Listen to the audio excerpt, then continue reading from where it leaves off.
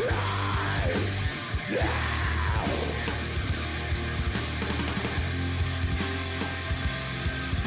it's time to move on now. It's time for murder blues.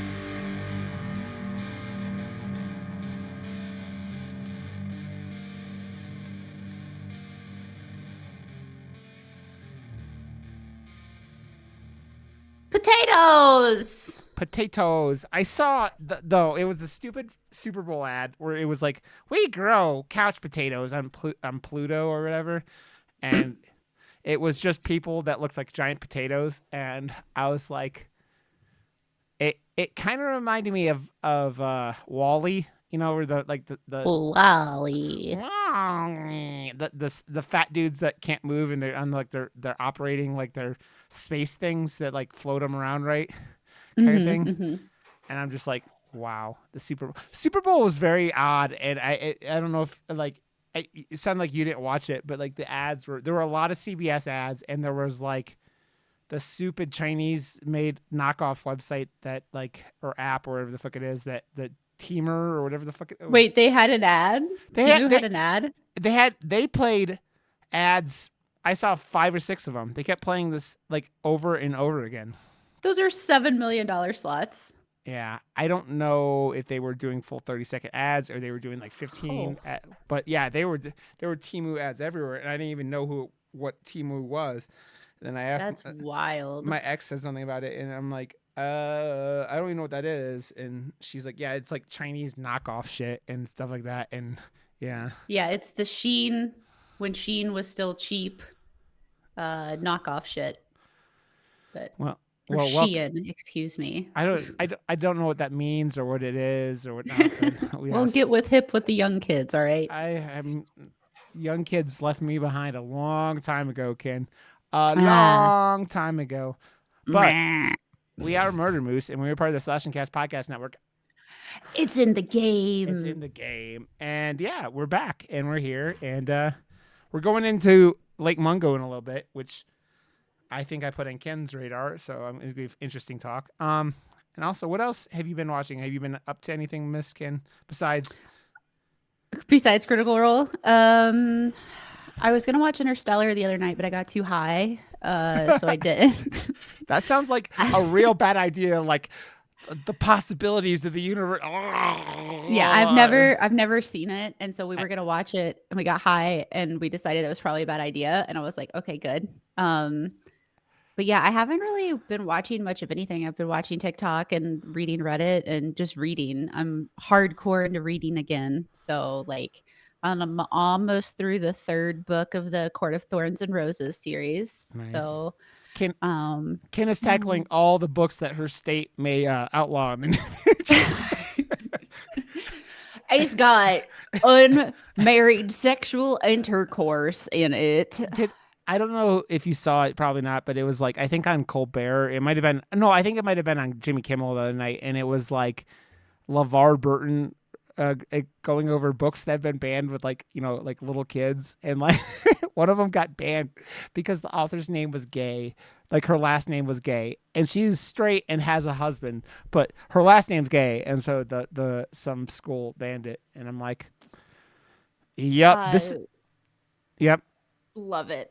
Yep. Love it. There's an author on Twitter that was talking about like she's had like 3 or 4 books published, and there was this library in another state, and they were like, they have a cart that's like, these are overrated books. We don't recommend these books. We don't think you should read them. Now, the more that like I think about it, the more I wonder if it's like, you know, like, oh, you shouldn't read these, they're terrible. So then people are like, oh, well, maybe I should check them out. But her book was like front and center, along with Stephen King's Fairy Tale, To Kill a Mockingbird, like all these like obviously those 2 aren't classics, but To Kill a Mockingbird being a classic, and like some other classic books. And I was like, first of all, that's disgusting that a library would do that. Like, no, please don't do that. And second of all, is this a stage thing? Because Fairy Tale was awesome. So fucking good.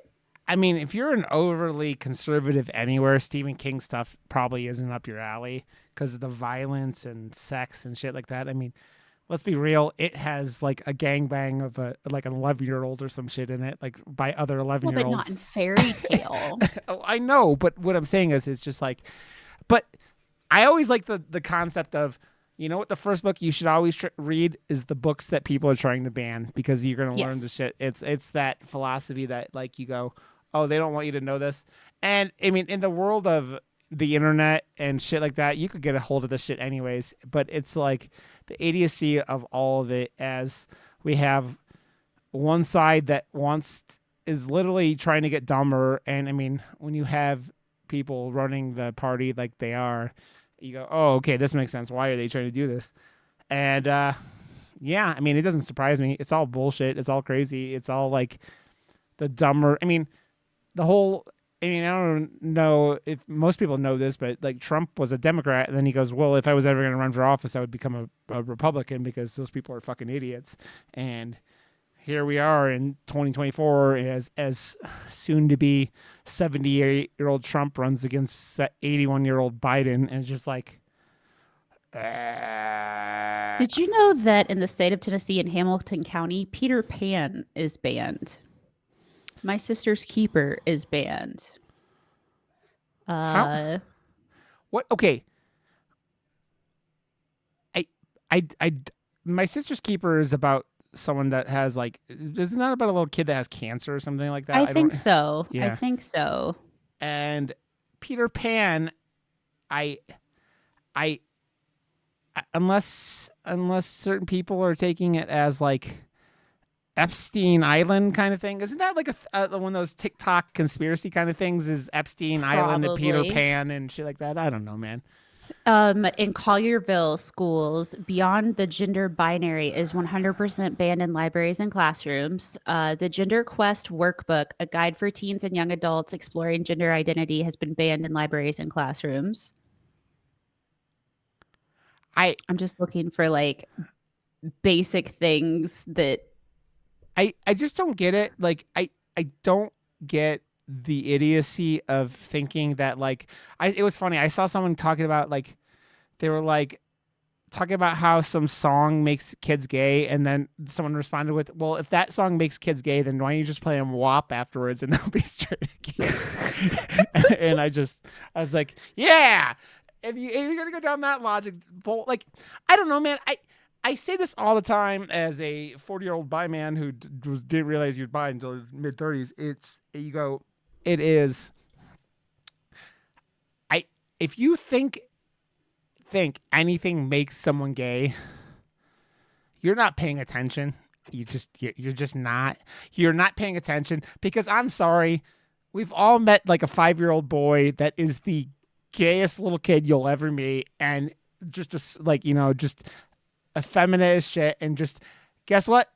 No one made him like that. He was just born this way. It's why Lady Gaga wrote "Born This Way," right? It's just like, it's all just this insane view of thinking that yes, nurture matters, but nature is a very, very defining characteristic of who people are. And you thinking, oh no, go ahead. Sorry. no, I'm good. You go ahead. I was just going to throw in that your rights as an LGBTQ plus teen has been banned. I mean, there's a fuckload on here, but like, that's just that anything involving gender identity, that's banned. LGBTQ, sex and gender. But then, yeah, like Peter Pan or, just, Dude, I don't. I saw a thing the other day where the conservative people are mad because there's a Alexander the Great or something like thing on Netflix now, and how he was like banging his love. Oh yeah, and people are like, they make it woke, and it's like, no, you do you not understand that, like, especially like going Greek means you're fucking somebody in the ass, because like the Greek were just like, oh yeah, we're gonna just fuck everybody, we're cool with it. Like their version of sex was, there was no gay sex, it was just sex. They didn't give a fuck. Exactly. And these idiots are so stupid because of a mythical Bible that didn't even point out anything about gay anything until like the 1500s or 1400s because someone paid them because they were the like priests were getting too like were fucking too much or were fucking like it used to say not to fuck children and then they changed to not to fuck men and shit like that. It's just like because they were I don't know if they were I don't know exactly 100% what was happening, but it got changed. And these people are still like making that a point that it's like, oh, the Bible said, it's just, yeah, it's insane. It's insane. Apparently, Tennessee decided to ban Handmaid's Tale. This makes me laugh because like Ken, if you don't know Ken and hang out on her stream, and right before Halloween, Ken got a Handmaid's Tale outfit and was going to wear it, and then was afraid about wearing it in Tennessee because Tennessee. So, rightfully so, it appears, Ken. Yep. That's amazing. Absolutely amazing. There is a company in Nashville.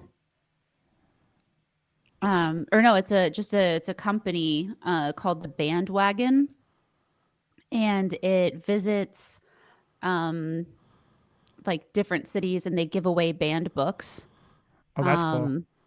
So like for this one, they were giving away Handmaid's Tale, I Know by the Cage Bird Sings, The Kite Runner, and a bunch of others. Yeah. Yeah, it's very interesting. Politically appointed panel, the power to overrule local school boards and remove books from school libraries. Beautiful. Again, if you see these schools doing this, go read those books, especially if you're a kid. Go read whatever books they're fucking banning because guess what? Knowledge is power, motherfuckers. Knowledge is power, and these insane people want you uneducated. This is why the Republicans, I don't know if you've known this, they're allowing like 14-year-olds to start working and not go to school and like on farms and shit. They don't want you to be educated. They don't want you to be educated because when you're educated, you can fight back and you can call them on their bullshit. And it's why fucking Reagan made it so that or Nixon made it so that college loans cost so much because then even if you are educated, you're so fucking in debt you can't fight back against the man. So fight the power. Fight the power. Yeah, I was gonna say since I think we recorded last. I don't know. I finished Shorzy or not Shorzy. Letterkenny. It made me sad that there's no more Letterkenny. Because Letterkenny's very good. I watched the Super Bowl, and I don't think I've watched much. I watched that Snoop Dogg movie that's on Amazon. Oh, really? The Underdogs. Yeah. And I really dug that movie. Was talking about that on TikTok. The other Josh, not our Josh. Yeah. It was really good. It reminded me of like Little Giants and stuff, kind of like, but with more swearing and Snoop Doggery. And it made me. It reminds you at the very end that like Snoop Dogg does have like a football league he's been doing for almost 20 years, if not 20 years, and like he's had like 25 kids that have gone through it, go and play in the NFL. So like he contributes to the fucking his like community that like. The point of the character in the movie was a guy who was completely out of touch with his, community and like had forgotten about him and forgot what they did for him. And Snoop Dogg's, he's been contributing back to his community for a long time, man. He, you get the shit talk. Oh, did my?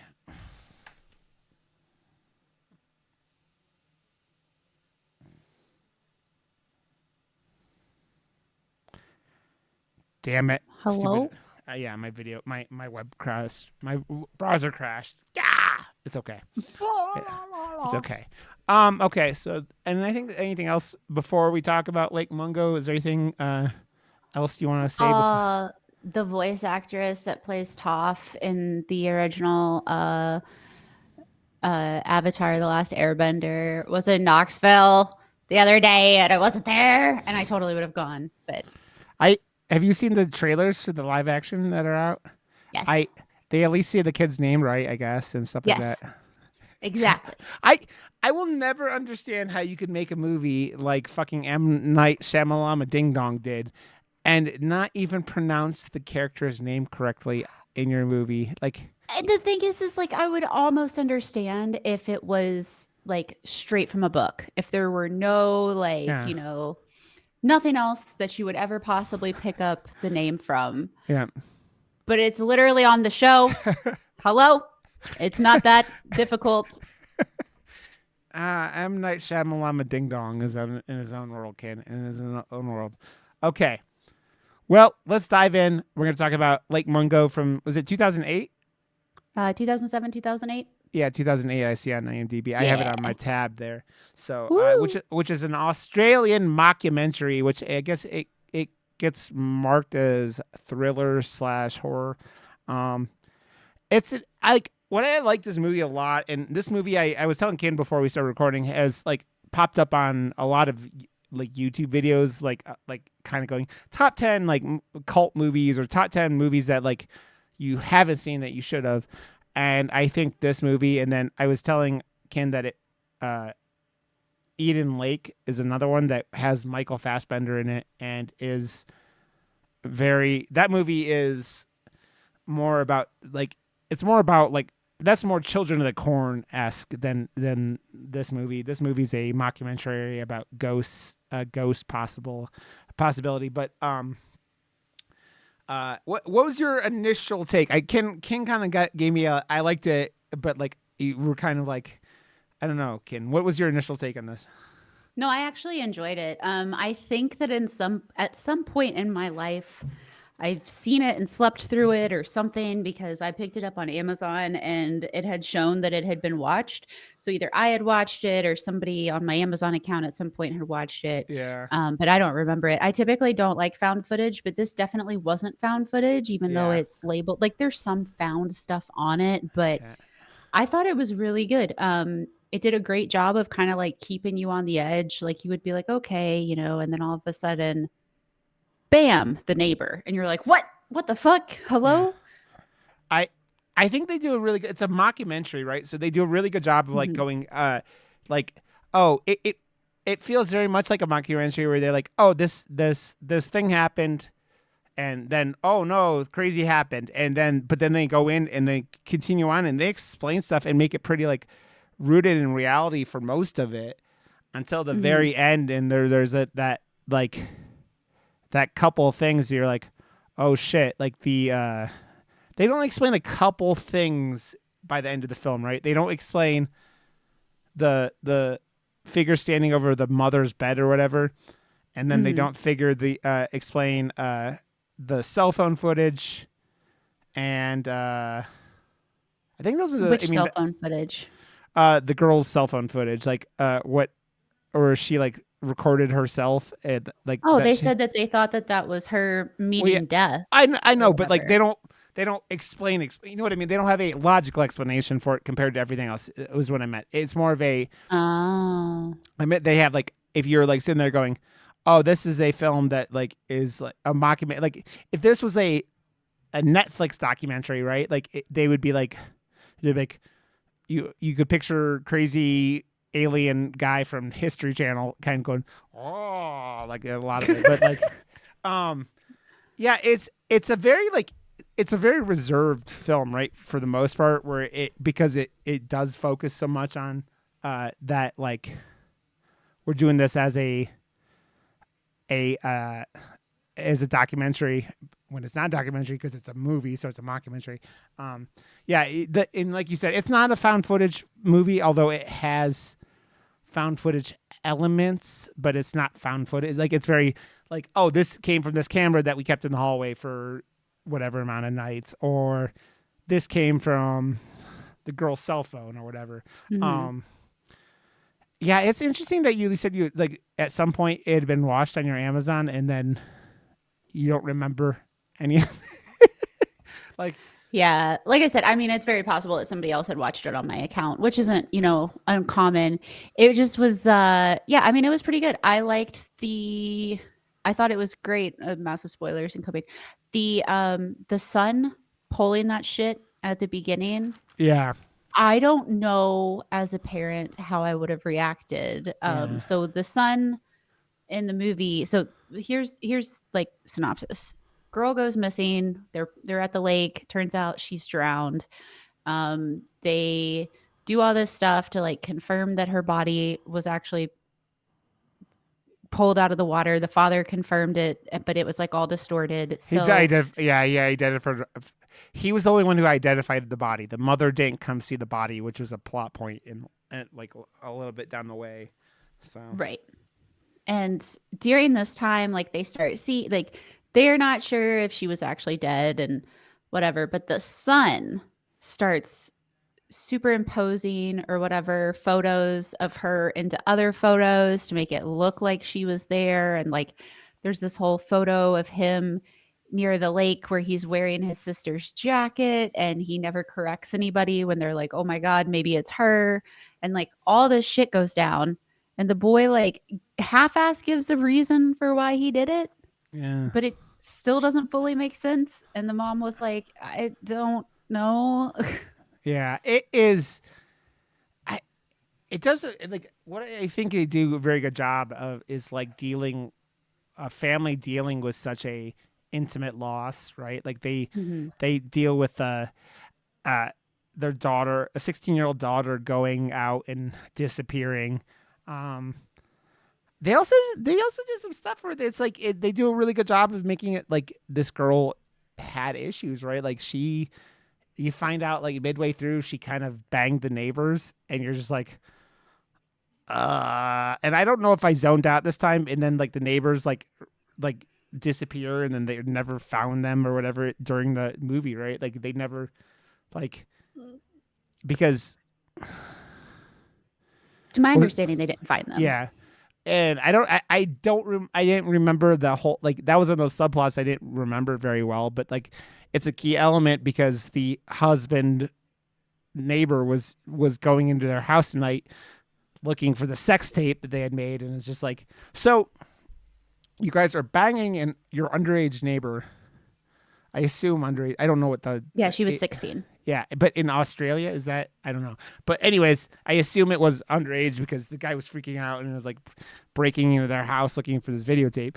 Doesn't find it, and then at some point down the line, the mother finds it, and they're just like, "What the fuck?" And these people had already disappeared. And you're just like, "Damn, man, it's that." Also, the whole time, like the daughter, every time I saw her, kind of reminds me of Liv Tyler. Mhm. I'm just like she's got that Liv Tyler. She's like a pretty young girl, man, and it's like it's like a sad story, right? And it's a sad story that like feels very very grounded in reality and very very like plausible for the most part. Like it's funny because we live in this like time where it's like the bullshit of like if there were a ghost they would get like but you go on Instagram or you go on TikTok and stuff like that there's shit all over those and I know most of them are probably fake but it makes it most of those being fake actually makes it even harder because if there are videos of like insane shit happening like I see I think a lot of the ones where like I was like, this woman was in the kitchen doing dishes or something, and something just flicks something out of her hand, out, like, and you can see it, you just go, and it's just like, or you see like cabinets. Like, there's this guy I saw on Instagram or something a while back that was like, there was like some hallway that was like right by the front of his house, and like he'd be in his office there, like right in that hallway, and he would like see the weird like would see a shape walk by and he was the only one there and then like he would record it and you'd post and he would be talking to this entity and things would like close and you're just like what the fuck is happening and you go even if it's fake it's done well but it's like that's the oddity of all this right is that like you just kind of assume like it's what happens in this movie that it's someone's like faking out people by like faking stuff right Mhm. I mean Yeah, it's definitely like plausible, and I mean, obviously, the way that it was set up, it feels like it could be legit. yeah So I thought it was really good. I thought that the effects were really well done. I think that it works well for the time period as well. Um, because like it'd be hard to kind of pull off some of that, like all of the Yeah. distortion and stuff on images now, but it definitely was like viable in the early 2000s. Yeah. She dies I s- in the movie in the end, like December of 2005, I think is when it happens. yeah. Um, yeah, because that comes into play a lot with like the video you were referencing that like, or the picture referencing the brother in her jacket is like, if it was higher definition, you would be able to tell. Um, Mhm. or the or even the cell phone video that I was referring to earlier, that like where she sees her own ghost. It's like stuff like that where it's like, if this stuff was a little bit clearer, would it be like more convincing Did, or less convincing? did they ever, this is kind of a side note, but did they ever say why she buried her most prized possessions, like her I cell phone, her ring, and her bracelet or watch or whatever? I think it was just because she was so fucking scared that like it was so. You find out pretty late in the movie, right, that like she had gone to the psychic that the family had contacted to see if like, see if there was anything going on, right? And the psychic, you learn later on, had actually the daughter, because when they found the daughter's stash with the porn video in it, you also find out that she had seen the psychic that had been talking to the family, and he has the whole like, the whole like, oh, I didn't talk to her because, or I didn't tell you because. It was like a almost like doctor patient confidentiality kind of thing, even though that didn't like fly very well with the family. Um, Hmm. but it just seemed like she was so scared that she just hid it all, and then never. That was like about 4 months before she died, right? That was like, it was like in August she had gone to a summer camp, and then she died in December. Hmm. So you have that like, 4 month time gap of when, and it seemed almost like, I don't know if you remember the exact timing because I'm not 100%. She went and saw that psychologist, or that psychic, before summer camp. It seemed like it was like in that summer, like she'd already been I feel. think so. Yeah. Yeah, she had seen him like beforehand, and then she went to summer camp and it got like that vision, and then you kind of like, you talk to her, or you read her diary or whatever. Her mother was reading a diary, and it's like this sense of dread and this sense of like, it's, you take what a moody teenager is, and like what, moody, depressed, goth teens and shit like that, and you take that and you mix in a supernatural element, and you go, oh shit, this is like, it's creepy because like, if this really happened to a 16-year-old girl, the people are like, oh, you're just being, dramatic, or you're being this or that, right? And Hmm. I did you okay going in, what did you, was your initial impression that like, oh, this is a bunch of bullshit, or did you think that they were actually like seeing the daughter uh for real?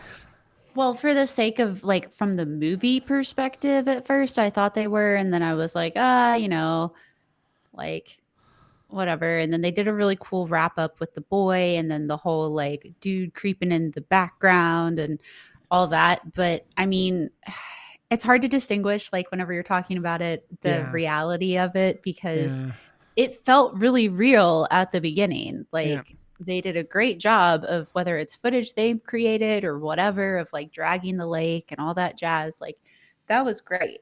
yeah, So like part of me at the beginning was like, oh, I wonder, like, should I look into this? Like, is this something that actually happened? Like, what's yeah, the history on it? And then, it starts and I'm like, oh yeah, this isn't real. So I mean, in that aspect, this movie kills it, like knocks it out of the park. yeah, And then from the perspective of, I felt like if I was in that situation and if I was that mother, I would be grasping at any straw possible yeah, that was my child, yeah, my child was still around, that they were either still alive, or if not, that their spirit was still there. Like I 100% would think that that would be the case. I don't think that I would be okay with just being like, well, they're gone. Yeah. All I, right. they take the whole thing of like, and it turns into like a study on grief, right? And like what Mhm. the loss of a child and the loss of a sister and the loss of a friend and what it does to people and what it does to a family and what it does to people who are affected by it. And you just go, man, it is, you see it all the time. And it's like, you ever go back and like look at like, um, what was the escape artist who got punched in the stomach and died, or in the kidney or whatever it was? Oh fuck, what was his name? I can't think of the guy's name now. But like his, what was it? His wife did like, he like told his wife that like if he ever died, the hold seances, and he like gave her some phrase or something that like would be the only way that like he would ever be able to, like he would ever communicate with her, um, from beyond the grave. And obviously held seances and shit like a bunch, and never anything ever happened, obviously. Um, and I mean, seances were a big thing in the early 1900s, right? Like they Mhm. were a huge deal. And that's like, what was that fucking movie we watched with was it Christian Bale, or where he was a kind of doing those what the fuck was that movie called? God damn, I can't think of it. We talked about it on the show. It might have been before your time. Um, fuck, man, where he was like basically just a con artist with all that shit, and it's just like he had been in the circus, and then I think it was Christian Bale. Fuck, I don't even remember. Um, but it's one of those things where it's like when you're so like sad and distraught, and you're just like love it, especially like it's that whole saying, right, that a parent should never bury their child, right? Mhm. Um, you people are like desperate, man. They like it's a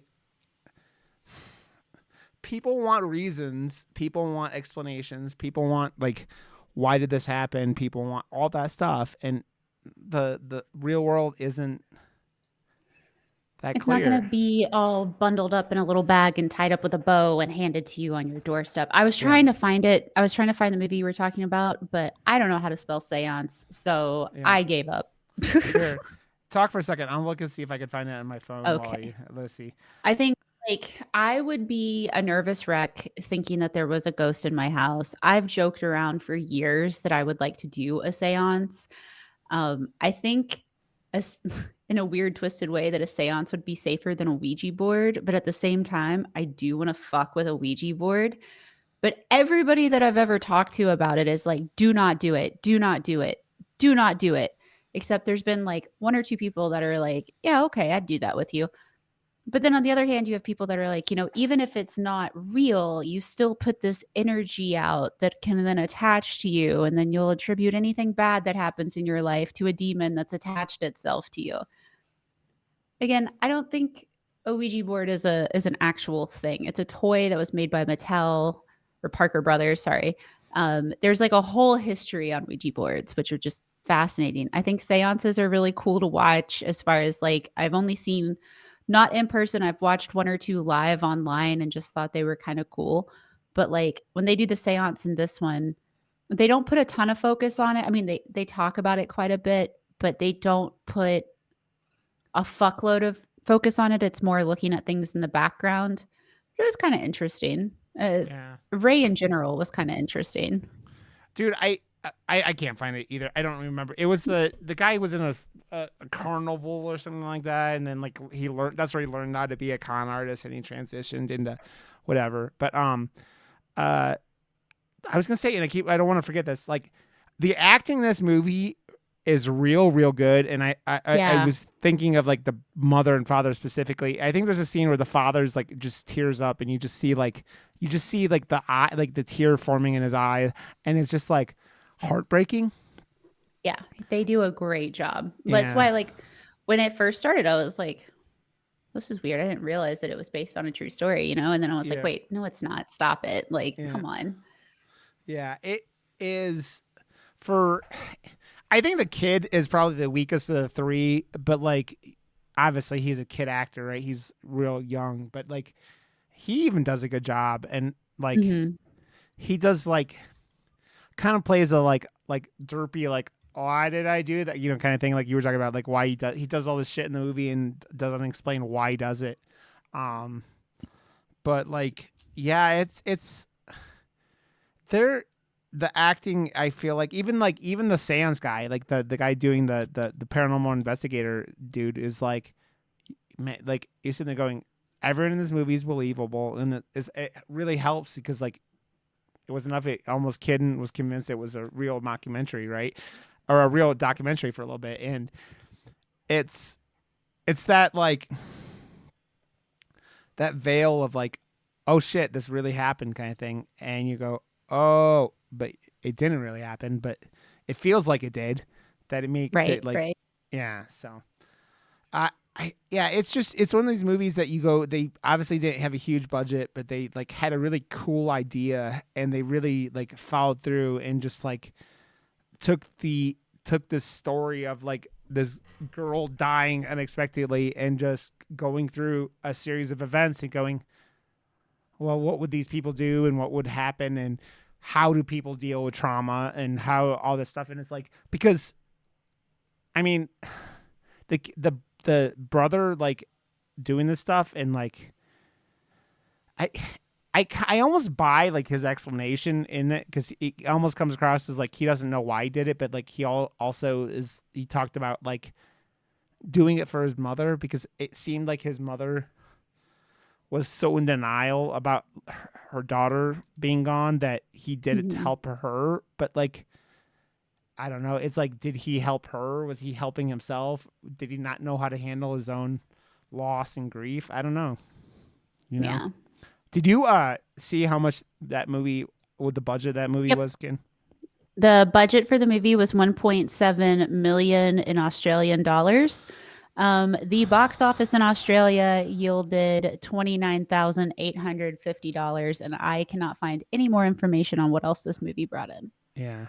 I don't like Australian cinema. Like, I think Talk to Me had to have been the biggest Australian horror movie. Like, it's not the first Australian horror movie we've done in this podcast. I did the Right. What was it called? Maniacs? Where the fuck? I can't even remember. It was like the Beauty and the Beast movie that I did. I think I don't even think you were around, Ken. It was like when Josh was gone, like the first year of the podcast, and it was like it was kind of like a reality TV show kind of for rich people where they took all these women and they kidnapped them and they took all these guys and they basically forced them to be like masked serial killers from like horror movies and stuff like that. And like it was like they would like connect the killer to there was like the Beauty and the Beast, they called it, right? And the Beast obviously the killer and the beauty, and if one of the beasts killed one of the beauties, the other beast they had like things in their heads and their heads would explode and shit like that. And it's a cool little concept. I think it was on Shudder at some point. I don't know if it's still there, but I can never remember the name of that damn movie. But like Australian horror is like pretty like it's pretty entertaining from what I was actually thinking, because Ken and I had talked about it before the show, like what we're gonna watch next week, and I'm debating on doing The Loved Ones, which that movie is also wild. Have you seen The Loved Ones? I think that's what it's called. I have not seen it. I think it's no, never mind. That is not it. Okay. So let me see if this is what I think it. If this is what I think it was. Was it the Furries or Furies? Oh, that's what it was. Yeah, that's what it was. Yep. Yeah. I'm trying to figure. Yeah, the furry. That's what it was that I was thinking of. I'm trying to figure out what this. Yeah, the Loved Ones is the movie I was thinking about. Where maybe we do that next week. So we fully going down Australian horror, and it's this high school girl. Listen, the poster for this is a girl in a pink dress with a drill, with a huge drill bit pointed directly at the camera. It's beautiful. I don't even care what it is. This looks great. Anyway, sorry, go ahead. We can watch it next week. No, you'll dig it. You'll dig it. It's whacked out. No, I was just really pointing out like the Australian horror is very like. I don't think it gets a lot of attention, and then when it does well, it's like it's good to see. Like I was gonna say, we talked about or Talk to Me last year and how successful that was. There's a pretty thriving horror community in Australia, so it's like Australia always, like, to me it seems like you took Florida and then like you like amp it up to 11 and then you remove most of the meth from the equation and you have Australia, because it is. How often do you see people on like Instagram or TikTok can like going like, oh, I found this spider in my thing, and like I saw a thing on Instagram the other day. It was like this woman had sucked like she was vacuuming in her living room, and there's like it's like almost completely filled up with like, you know, dust and shit, and there's this spider that's like that big in there. She's like, oh, and this is like the deadliest spider in all of Australia. And I'm like, Jesus Christ, and you're just like all calm about it. And I know, coming from the man who like I found a black widow that had to have been like this big, like just chilling in my bathroom in my like off of my master bedroom a couple years ago, and I'm just like, oh, fuck this. Nope. I have in my bathroom at home in my shower, I have shower spider friends. And it sounds creepy, but I have there's this specific type of spider that lives in my basement. It's not a cave cricket. It's an actual spider. They almost look glass-like. They've got and they're not granddaddy long legs or daddy long legs. They've got really long, flowy legs, and they're like almost see-through. And they've got this very specific like shape on their body. And they do no harm. They just chill. And to my understanding, like maybe they eat bugs or something, but they don't even leave huge webs. And they just chill. And they hang out in the shower. And if I see one of them where water might get to it, I just kind of give it a little boost and it climbs up the wall and it goes on with its life. I don't give a shit. It doesn't bother me. I think they're cute. One day one fell down the drain and I was very sad. Yep. They're very sad. If you see spiders in your house, that means there's food there, and that's why they're setting up. So you have bugs and shit that they're getting, man. They're your like friends, as long as they're not like, I don't know. I think it's that. Now there's certain spiders that have ran through the basement that I'm like, oh hell no, burn the fucking house down. Like I had one that ran through there one day that was like at least 1.5 inches, 2 inches long, and I could have vomited. I was freaking out. It took off. I could not find it. I ripped the whole house apart. Finally got to it. And then like one morning I got up and it was the middle of the night, and I know that was kind of counterintuitive, but whatever. And I'm using the bathroom and I see something move across the floor really quick. And then I see Weasel follow it. And I was like, if it's a spider, she won't touch it. Like she'll look at it, but she's not going to do anything with it. Neither one of them do anything. And so I looked and I was like, oh, that's a giant ass spider. Great. Oh man. Yeah, spiders are, I've never had any issues, but like living in Colorado where there's black widows, it's just like, it's a little more horrifying. Because I learned when I did that whole incident with the black widow that not all black widows have that red hourglass you can see.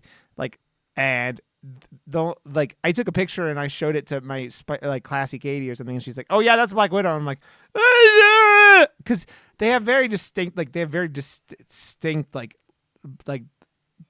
butts and shit like that. And you're just like, yeah, no. We have at home we have brown recluse spiders. Yeah, we have those here too.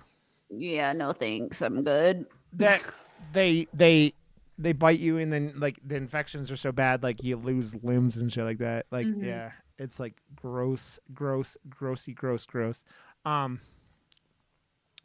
So I think that like one of the things I do truly appreciate about this film is it's like it does this whole like, I think it's when horror movies do this, like they like make it as realistic as possible, and then they go and they keep that like ooh kind of thing at the end of it, and which this movie does real well. So I appreciate that a bunch.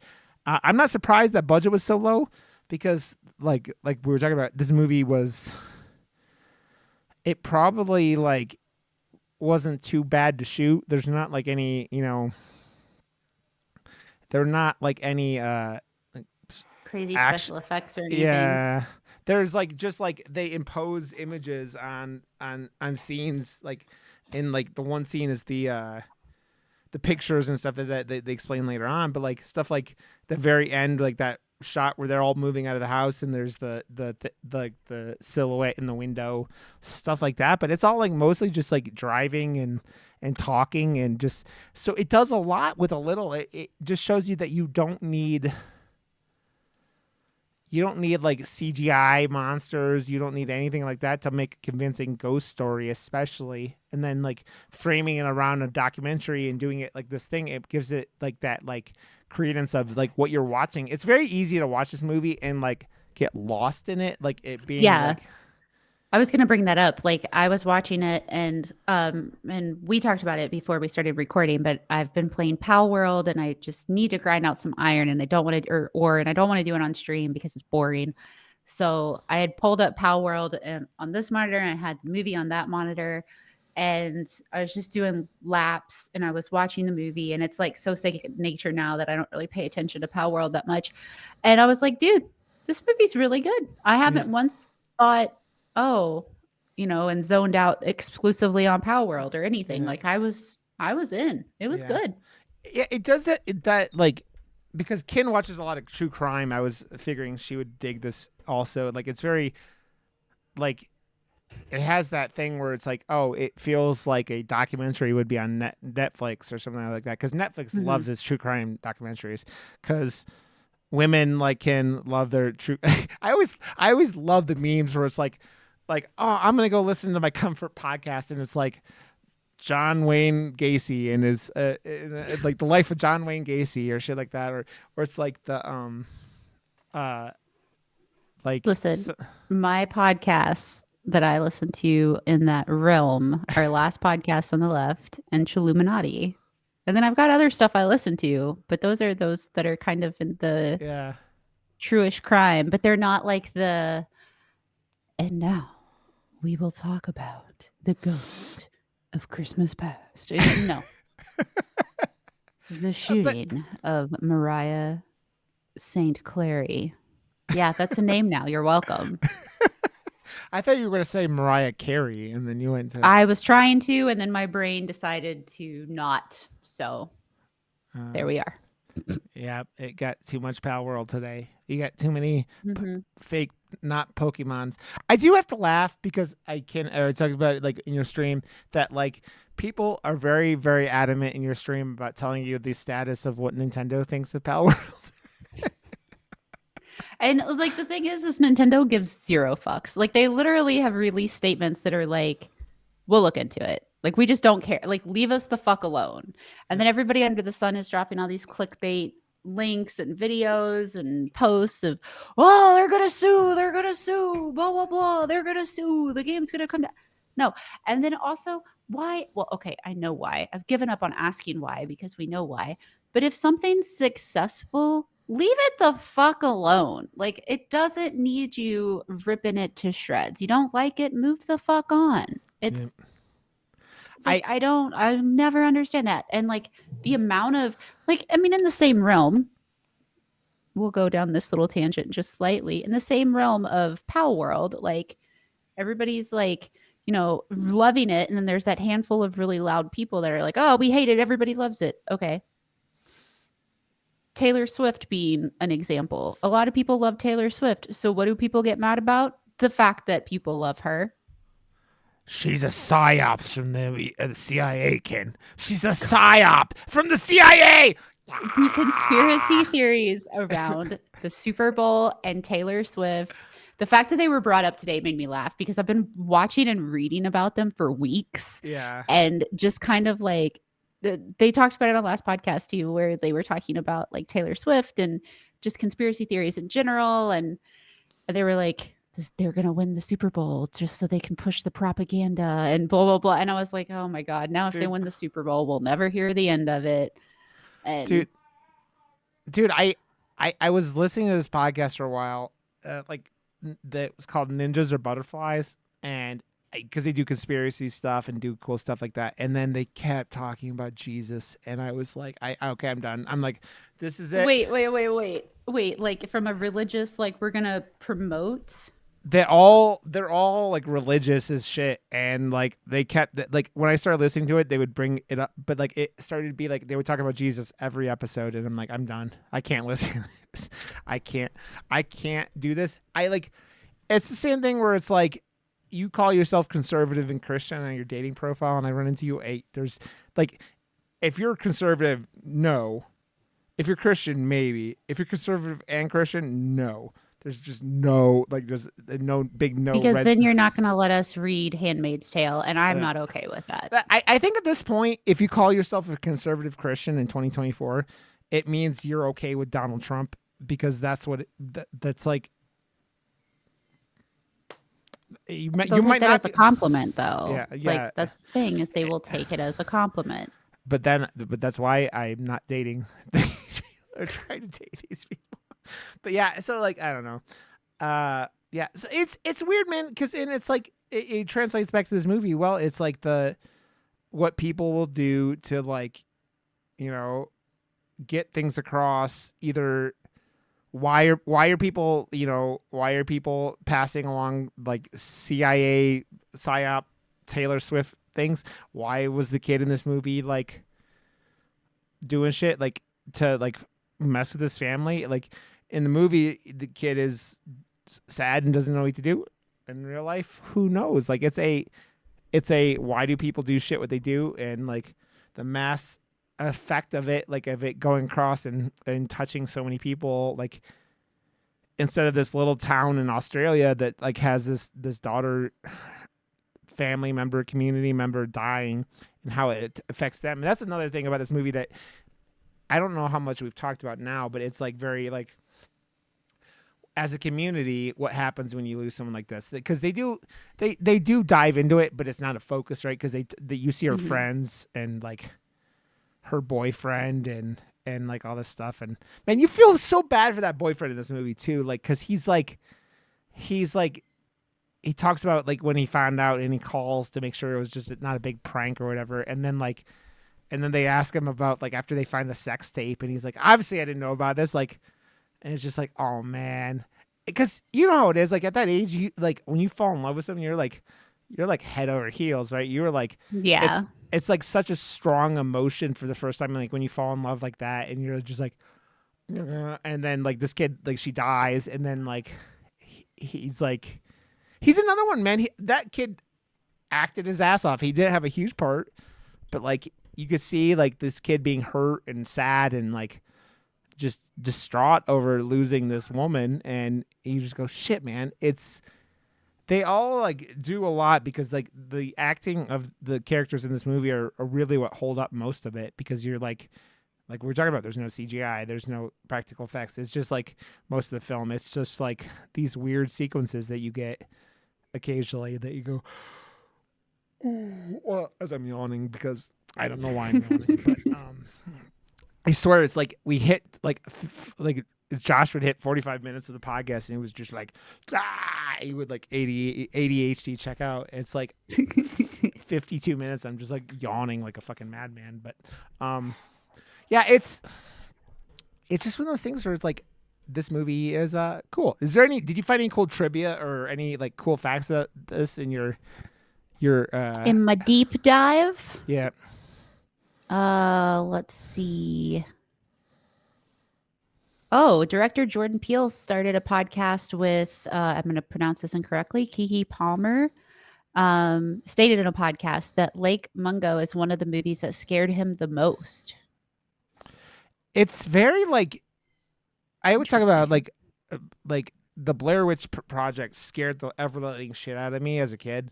I was like 16 when that movie came out in like 99. And nothing in a movie scares me worse than like when you don't see shit, and this movie doesn't show shit, and it's like that touch of realism we were both talking about that just it really feels like grounded and down to earth. Yeah, I think the first time I watched this movie, it scared the shit out of me too. Like that, and like one of the other ones that's kind of smaller like that I kind of think of like in this vein that I would like to do on some point is like Hell House LLC. Have you seen Hell House? Yeah, I have. Yeah. I've only watched the first one. I knew that a sequel came out, like maybe a prequel came out last year, but that movie, that first one, is fucking horrifying because it's like one of those like found footage, like I don't know. I don't know why found footage when they're done royal terrify me. I think it's because they feel so real, right? Like like if you do a found footage film correctly, it has that grounded feeling where it's like, oh shit, this is real. They're really like coming for me. Oh no. Ah! So yeah. I'm not a huge found footage fan. Yeah. But I mean, Hell House LLC was really good. I've seen it a couple times. I didn't like the second one. Um, I think I it was started kind of it meh. and got bored with it and didn't like that fucking clown, man. That fucking clown in He's the first one. terrifying. Yeah. Yeah. It's dude, Yeah, we should definitely do that at some point. yeah, I would like to. I think I would maybe if I would wait a little bit and see it when Josh comes back, and maybe we do it with Josh because I like that one a lot. I heard the new one, the prequel one was pretty good, but like I I don't know. haven't seen it yet. I think there's like 4 of them now. I think that one that came out was the 4th one. I think because there was 3. Lord. Yeah, there were like 3, and then this prequel is like the number 4. So, Mm-hmm. yeah, definitely. I like that movie. Like, I think most found footage is not great, but like I think it's just that when you do it right, it just builds that like it builds up that kind of like this film do. It just feels it's hard to feel like as connected to reality as like these films make it. Like the Taking of Deborah Logan is another one. Have you seen that one? Mm-hmm. That I movie think is so, like yeah. where it's like that movie is scary on 2 fronts because it's like you Oh, just yeah. yeah, where it's like the what Alzheimer's does to someone, which is Mm-hmm. horrifying if you don't know. And 2, it's the demonic possession thing that like kind of like ends up being the real thing at the end. And that scene of her eating the dude or whatever or person is just like bonkers. And like I've seen that gif before I ever saw that movie, and I'm like, ugh! That movie is wild. Also, it's again, it's a perfect wrap up for this one because it's like when you feel that, like for me personally, when you feel that grounded, like things like Talk to Me or like Smile or stuff like that will have scary elements. It's they don't scare me as bad because it's not like it's a movie. But when you do found footage or when like in that, it just gives it more of a realistic vibe. Like it's like that's when it's just like creepy, man. It's like why the whatever creepy things on Instagram or TikTok that are just creepy but they're not real, but those can be really really creepy in a short amount of time because it has that like could this be real kind of vibe. And so it's That's a lot of chills stuff on YouTube. There's like chills, and then there's oh god, he follows me on Twitter. Spook. Fuck, I can't remember his name. I feel so bad. But there's a lot of those YouTubers that gather up those pieces and put them together, and then you can always get to number 1 with chills. Check out this video clip from Do You Get Scared of the Dark? Hit the follow button. Oh yeah, dude. More. I know what you're talking about. Like, I think I get Number 10. yeah. I go down some of those holes, and I think at one point I was going down, and then there was like it was too dark and like depressing. Like it was like because a lot of those things come off real dark and like like especially the real world story ones that like translate, and you're just like. Because then it's like, oh, and then this person got slaughtered. It's like I watched the whole documentary about that girl who like went and climbed into the water tower and like drowned and then was like pouring out of the They did a documentary on that? yeah, they made like a whole Wow. 2 or 3 part on I think it's on Netflix, and I watched like all the episodes about it, and like and it basically it's funny because they end up going like basically going I don't know how well they admitted it, but they're basically like, yeah, this girl was not taking her medications that she was supposed to be taking, and I know that as that girl was bipolar, I believe also, and like had a bunch of things, and she was traveling and just stopped taking her medication, and you go, oh okay, like, and it's as someone who like when medication comes up and you don't, especially like when you have conditions that need it, it just bad things happen, man. And yeah, Yeah. it's All it takes is a few missed dosages. Like for me, if I miss like a nighttime or a morning, yeah, by the afternoon, if it's in the morning, I can feel it, like yeah, hardcore feel it. And yeah, then a few days, that shit, I feel drunk if I don't have it. yeah, So I can only imagine, and then like my mood shifts a lot, but like I can only imagine yeah. just being like, well, don't need it. I mean, like I've got, there's some trips coming up where I'm going to run out of medication and I've got to figure out how the fuck am I going to get Yeah. medicine in other places. So Yeah. Well, dude, the who problem is knows? like, especially in America, they won't just give you like a 90-day supply for a lot of these things. Like my Adderall's 30 days at a time. I actually was able to get my Ritalin for a 90-day supply. I Wow. thought hell froze over and I didn't have to bring in the physical prescription. I was shocked. Should be Weird. wild.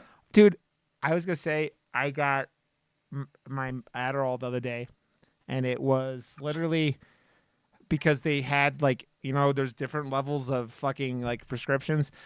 I got the generic, but like right below Adderall generic. It was $125. Did you ask him about a discount card? I don't know. I just picked it up and wasn't thinking. I think I was in shock when I saw the price.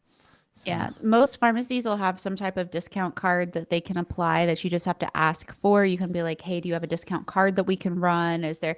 Because sometimes they'll just do it. Like yeah. mine, my insurance doesn't cover it, so I have to pay out of pocket, but I have a discount card, so it makes it like 50 or $60 for however much Yeah. instead of 300. Yeah, I put it all on my HSA, so it's not like I feel it directly, but yeah, which when I'm like my therapy is going on that too and whatever, so yeah. Dude, therapy stacks up so fucking much. I like checked in to check on my balance the other day and I was like, I swear I just paid all this. Dude, it's I don't even know, like I think my therapy is like 40 something dollars a session. So it's Yeah, not too mine's bad. 65 for my regular therapist and 120 for my psychiatrist. And Dude, if I just speak to her on the phone, even if it's just 5 minutes, it's $60 for my psychiatrist. dude, my therapist just She sucks. moved her hours. I don't know if she got a regular gig or something like that, like a more real-time gig, like, or is working like, but she's doing like nights. So like I have therapy scheduled for 6 o'clock on Friday night because I'm like, I'm not gonna be Well, that's ah, you have a ah. date. You have a date um with your therapist. Yeah, I have a date with my therapist. Yes, exactly. Yeah. Yeah, okay. Okay. What do you want? Anything else you want to say? We could wrap up. I got to get back to work anyways. I want to thank you again for being able to drop in and do this early for me. I appreciate it. No problem, my friend. So we're doing No the loved problem. ones next week. Yeah, let's do the loved ones next week. More Australian right. horror with the power drill. Dude, this movie is wild. Wild. Yeah, I'm excited. It is. There are parts of this movie that are just like so, okay, go to murdermoose.com and that's the website, and you can buy merchandise. Go to YouTube and look for Murder Moose Podcast on there, and you can find us on there. That's where all these episodes are going. Go to Kintinue.com and find Kintinue and all her schedule and how awesome she is. And I'm all over at Roger_Johnston, so find me there. And yeah, we will catch you guys next week I guess we're going into Australian horror now. And yeah, don't die. Don't die. Don't die. And we'll catch you guys next week. Bye. Bye.